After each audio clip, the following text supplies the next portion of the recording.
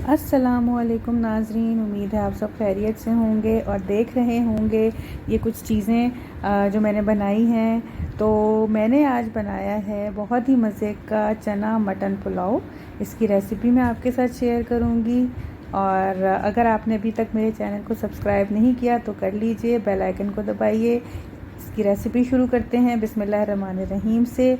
चावल ले लिए थे मैंने, उन्हें भिगो दिया। और ये मैंने प्याज लिया है और लहसुन, इसका ऊपर से छिलका हम उतारेंगे।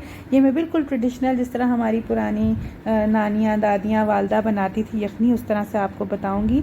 इन्हें मैंने अच्छी तरह प्याज और लहसुन को धो लिया है। ये अदरक का पीस लिया है, ये कुछ हरी मिर्चें ली हैं। क्वांटिटीज़ आपको डिस्क्रिप्शन बॉक्स में मिलेंगी। ये मैंने मटन ले लिया है, इसे भी अच्छी तरह साफ़ करके रख लीजिए। अब मैंने कुकर में मटन को डाल लिया है और इसमें मैं ये लहसुन, प्याज, अदरक और हरी मिर्चें शामिल कर दूंगी। अब इसमें हम पानी डाल देंगे इतना कि ये गोश्त डूब जाए, और थोड़ा सा ज़्यादा क्योंकि हमें यखनी चाहिए। अब ये गरम मसाले हैं, बड़ी इलायची, लौंग, काली मिर्च, साबुत धनिया, सौंफ और ये दालचीनी की स्टिक्स हैं, ये सिनेमन स्टिक्स हैं, ये हम इसमें शामिल कर देंगे। और इसमें हमने तकरीबन जो है वो 1 चम्मच नमक भी शामिल कर दिया है। अब हम इसको प्रेशर दे लेंगे। अब ये प्रेशर देने के बाद मैंने यखनी अलग कर ली और मैंने हड्डी से बोटियां उतार ली। कुछ लोग साबुत बोटी ही रखते हैं चना पुलाव में, मैं उतार लेती हूँ। मेरे बच्चों को भी ऐसे अच्छा लगता है और चनों के साथ इसको खाने में मुश्किल भी नहीं होती। अच्छा, ये लहसुन जो हमने यखनी में पकाया था, इसका मैं इस तरह से दबा के गूदा निकाल लूँगी। थोड़ा सा हम ये गूदा शामिल करेंगे। और ये जो हरी मिर्चें मैंने यखनी में डाली थी, उनको भी मैंने हाथ से मसल लिया है, ये भी मैं इसके साथ ही रख दूँगी। और इसके अलावा मैं थोड़ा सा और अदरक लहसुन का पेस्ट लूँगी और वो भी मैं इसमें डाल दूँगी। अब ये गरम मसाले देख लीजिए, ये तेज़पत्ता है, ये काली मिर्च है साबुत, ये ज़ीरा है, इसके अलावा लौंग, दालचीनी, बादियान के फूल, छोटी इलायची और ये बड़ी इलायची। बिल्कुल सिंपल तरीके से हम बनाएंगे। प्याज हम शामिल कर देंगे। प्याज को हमने ब्राउन नहीं करना, इसको पहले तो हमने थोड़ा सा ट्रांसलूसेंट होने तक पकाना है, इसका थोड़ा सा कलर चेंज हो जाए।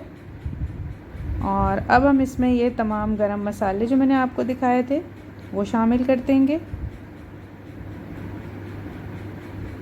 अच्छा, यखनी वाला तो सब ड्रेन हो गया था। यखनी में से सिर्फ हमने वो नरम लहसुन और हरी मिर्चें निकाली थी, ठीक है। अब ये अलग से गरम मसाला हम इस प्याज के साथ थोड़ा सा पका लेंगे ताकि इसकी खुशबू आ जाए चावलों में अच्छी तरह। और इसको हम तकरीबन 1 मिनट पकाएंगे ताकि थोड़ा सा ये चटखे मसाला, ये क्रैकल करे।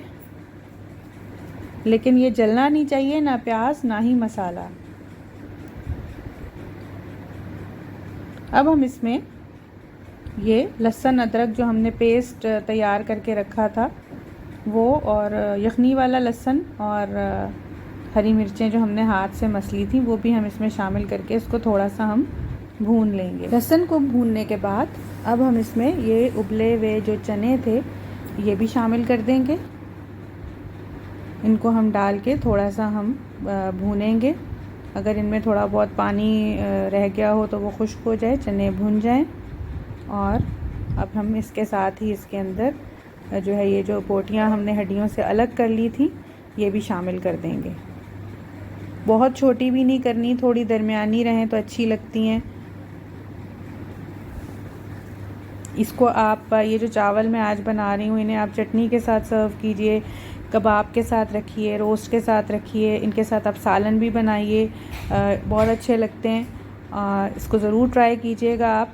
अब ये देखें, ये जो है चने और गोश्त ये भुन रहा है, और 1-2 मिनट भूनने के बाद इसके अंदर अब हमने ये कुछ टमाटर और हरी मिर्चें भी शामिल कर दी। और कुछ लोग नहीं डालते बिल्कुल लाल मिर्च, मैं डालती हूँ, मेरी फैमिली को पसंद है, थोड़ी लाल मिर्च डाली है। ये धनिया पाउडर मैंने इसमें शामिल कर दिया है। और अब हम इसे थोड़ा सा टमाटर के साथ भी इस मसाले को पकाएंगे ताकि इन तमाम चीज़ों का भी आपस में जो है वो फ्लेवर रच बस जाए एक दूसरे के साथ। अब ये देखें, ये भुन गया है, टमाटर भी खासे नरम हो चुके हैं। गोश्त अगर आप बहुत ज़्यादा गला लेंगे ना तो वह आपका इस भुनाई में टूट के कीमे की तरह हो जाएगा। गोश्त आप ऐसा रखिएगा कि थोड़ा खड़ा खड़ा हो और गला हुआ भी हो। अब ये यखनी इसमें हम शामिल कर देंगे जो हमने बनाई थी गोश्त की। ये थोड़ी सी जो है आपके पानी गर्म हो जाए यखनी का, तो इसके अंदर अब हम ये चावल शामिल कर देंगे जिन्हें हमने धोने के बाद आधा घंटा भिगो लिया था। ये देखें, ये अब इसमें चावल भी चले गए हैं और अब हम इन्हें जो है वो थोड़ा सा हिला लेंगे और इसमें अब हस्बे ज़ायका हम नमक शामिल कर देंगे।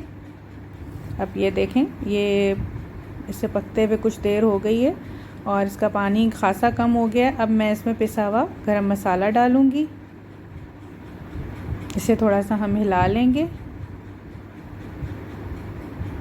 देखें, इनका कलर ब्राउन भी नहीं है, बहुत ही खूबसूरत इनका कलर है चावलों का। ऐसा ही कलर हमें चाहिए।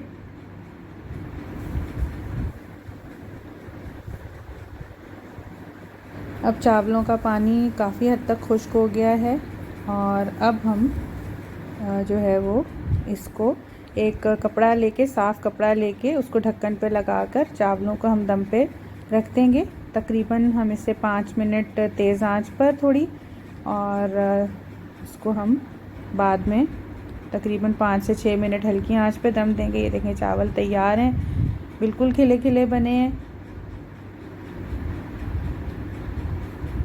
ये देखें, बहुत ज़बरदस्त खुशबू आ रही है। आप भी ट्राई कीजिएगा। इसे मैंने सर्व किया, थोड़ा मैंने एग्स के साथ इसको डेकोरेट कर दिया। साथ मैंने दही फुल्कियाँ जिसे कराची में कहते हैं और लाहौर में पकौड़ियाँ, वो बनाई थी। साथ ये इमली की चटनी थी जो मैं सिखा चुकी हूँ। कुछ थोड़े बहुत शामी कबाब थे और ये साथ हरी चटनी थी। तो ये हमारा बहुत ही मज़े का लंच तैयार हो गया।